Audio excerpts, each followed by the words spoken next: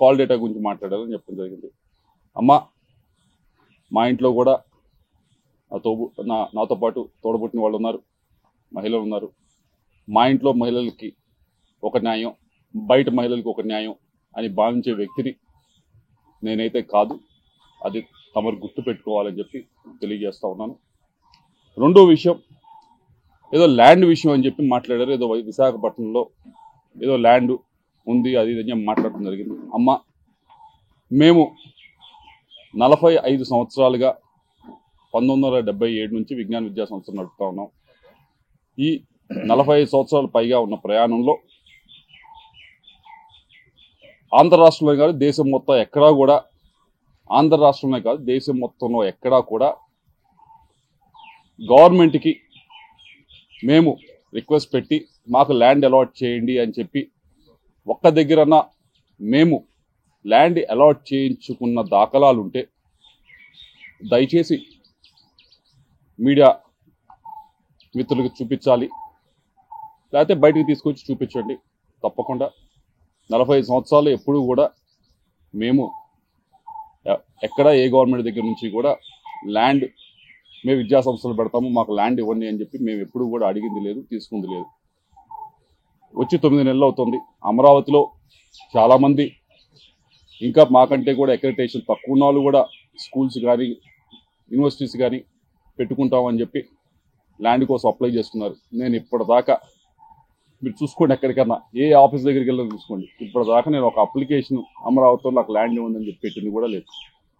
విశాఖపట్నం ల్యాండ్కి సంబంధించి అది 2009లో మేము అప్పుడు కాంగ్రెస్ గవర్నమెంట్ ఉన్నప్పుడు, మీకు ఎవరో తప్పు ఇన్ఫర్మేషన్ ఇస్తున్నారు, 2019 అని కాదు, 2009లో కాంగ్రెస్ గవర్నమెంట్ ఉన్నప్పుడు ఆక్షన్ వేస్తే అలాట్మెంట్ కాదు, అలాట్మెంట్కి ఆక్షన్కి కొంచెం తేడా తెలుసుకోండి.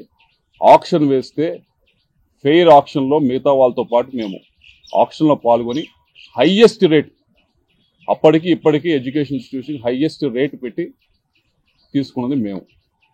కాబట్టి ఒకసారి ఎవరో మీకు బ్రీఫ్ చేస్తూ ఉన్నారు, వారిని డేటానా సరిగ్గా ఇవ్వమని చెప్పి కోరుతా ఉన్నాం.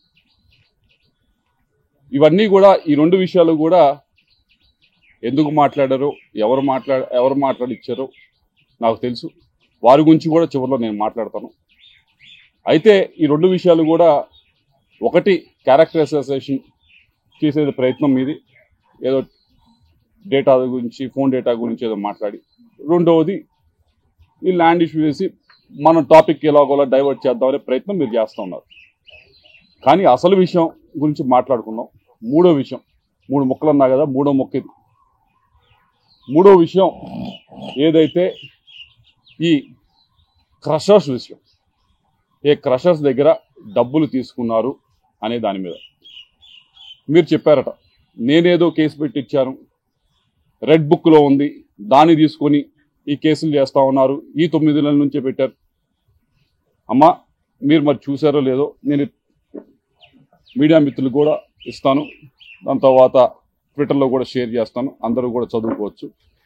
ఇది స్టేట్మెంట్ ఎవరిచ్చారంటే పి జాషువా, ఐపీఎస్ ఆఫీసర్. ఈయనకి సర్వీసు 2040 దాకా ఉంది సర్వీసు. ఆయన కెరియర్ ముందు చాలా పెద్ద కెరియర్ ఉంది. అటువంటి వ్యక్తి ఆయన సంతకం పెట్టి ఈ స్టేట్మెంట్ని ఇవ్వటం జరిగింది. ఈ స్టేట్మెంట్లో క్లియర్గా చెప్పడం జరిగింది. ఏమి అంటే, ఈ లక్ష్మీ బాలాజీ స్టోన్ క్రషర్స్, దీనికి ఈ యాజమానికి నాకు ఎటువంటి బంధుత్వం లేదు, ఎటువంటి బిజినెస్ పరంగా ఏమీ లేదు, నాకు ఎటువంటి ఇది లేదు. ఈ బాలాజీ స్టోన్ క్రషర్స్ అనే ఆయన మీదకి ఏం చేశారనేది క్లియర్గా చెప్పుంది. 2021లో ఆగస్టు 24వ తారీఖున, ఆగస్టు 2021లో మీ వైపు నుంచి మీరు ఒక కంప్లైంట్ని వీళ్ళ పైన మీరు మూవ్ చేయటం జరిగింది. ఏమని మూవ్ చేశారు? మీ స్వహస్తాలతో మీరే మూవ్ చేశారు, నేను మూవ్ చేసింది కాదు. ఇదేదో 2024 అధికారంలోకి వచ్చిన తర్వాత చేసింది కాదు.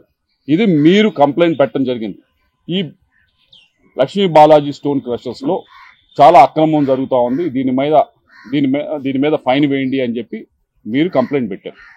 కంప్లైంట్ పెట్టిన దాని మీద జాషువా గారు దీని మీద ఇది చిన్న విషయం కదా అని చెప్పి యాక్ట్ చేయలేదు. యాక్ట్ చేయకపోతే మీరేం చేశారు? మీరు తిరగని ఆఫీస్ లేదు, ప్రతి ఆఫీస్ దగ్గరికి వెళ్ళారు, ఆయనకి ఫోన్ చేయించారు. మీరు బాలినేని శ్రీనివాసరెడ్డి గారి దగ్గరికి వెళ్ళలేదు. మీరు ఈ విషయం పైన బాలినేని శ్రీనివాసరెడ్డి గారి దగ్గరికి మాధవరెడ్డి అనే సాక్షి జర్నలిస్ట్ని తీసుకొని మీరు వెళ్ళి ఏమి ఒక ఎమ్మెల్యే ఫోన్ చేస్తే ఎస్పీ గారు మీరు ఎందుకు యాక్ట్ చేయరు అని చెప్పి మీరు ఫోన్ చేయించి అడిగించలేదు? అడిగించారు. దీని గురించి అడిగించారు. ఇవన్నీ కూడా మీరు తలుపు తట్టారు. ఇదిగో ఈ కంప్లైంట్ గురించి మీరు కంప్లైంట్ పెట్టింది 2021లో పెట్టి ఏమని చెప్పారంటే దీనిపైన స్టోన్ క్రషర్స్ పైన లక్ష్మీ బాలాజీ స్టోన్ క్రషర్స్ పైన ఈ ఫైన్ వేసే అవకాశం ఉంది అని చెప్పి మీరు కంప్లైంట్ పెట్టారు. దాన్ని జాషువా గారు ఎస్పీ గారు ఆ రోజు మూవ్ చేయకపోతే ప్రతి ఆఫీస్కి ప్రతి ఒక్క పొలిటికల్ ఆఫీస్ దగ్గరికి వెళ్ళారు, వాళ్ళ దగ్గర నుంచి ప్రెషర్ పెట్టారు. అప్పటికీ మూవ్ అవ్వలేదు.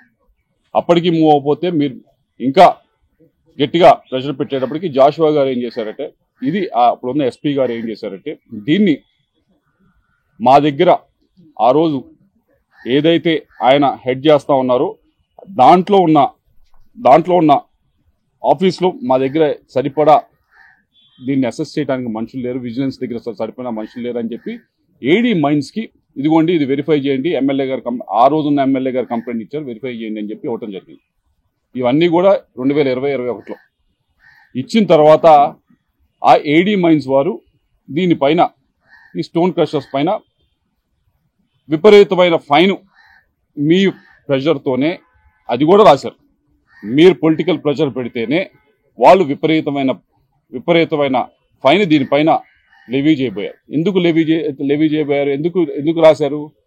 మీరు ఈ స్టోన్ క్రషర్ పైన విపరీతమైన ఫైన్ రాయించిన తర్వాత వారిని ఇదిగో మేము ఇంత ఫైన్ అయిపోతా ఉన్నాం అని చెప్పి వారిని మీరు బలవంతంగా తీసుకుని వచ్చి ఇదిగో ఫైన్ అన్నా కట్టు లేకపోతే నాకన్నా కప్పం కట్టు అని చెప్పి మీరు డబ్బులు తీసుకున్నారా లేదా?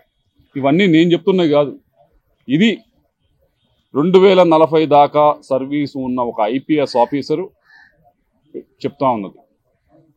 జాషువా గారు అప్పుడు ఎవరైతే విజిలెన్స్ ఉన్నారో ఎస్పీగా ఆయన చెప్తా ఉంది, ఆయన స్వహస్తాలతో ఇచ్చిన స్టేట్మెంట్, ఆయన సంతకం పెట్టిన స్టేట్మెంట్. అమ్మా ఇవన్నీ కూడా మీరు చేసి ఇదేదో రెడ్ బుక్ రాజ్యాంగం నడుస్తూ ఉంది, ఇప్పుడు కేసులు పెడతా ఉన్నారు, నాయంట పడతా ఉన్నారు అని చెప్పి మీరు మాట్లాడటం అనేది సమంజసంగా లేదు. ఈ మొత్తం వ్యవహారాన్ని ఏదైతే క్యారెక్టర్ అసాసినేషన్ కానీ టాపిక్ డివర్షన్ కానీ ఇవన్నీ కూడా మీకు ఎవరో బ్రీఫ్ చేస్తూ ఉన్నారు. నేను వారికి చెప్తా ఉన్నా, నేను 2024 జనవరిలో నేను రిజైన్ చేసి బయటకు వచ్చాను.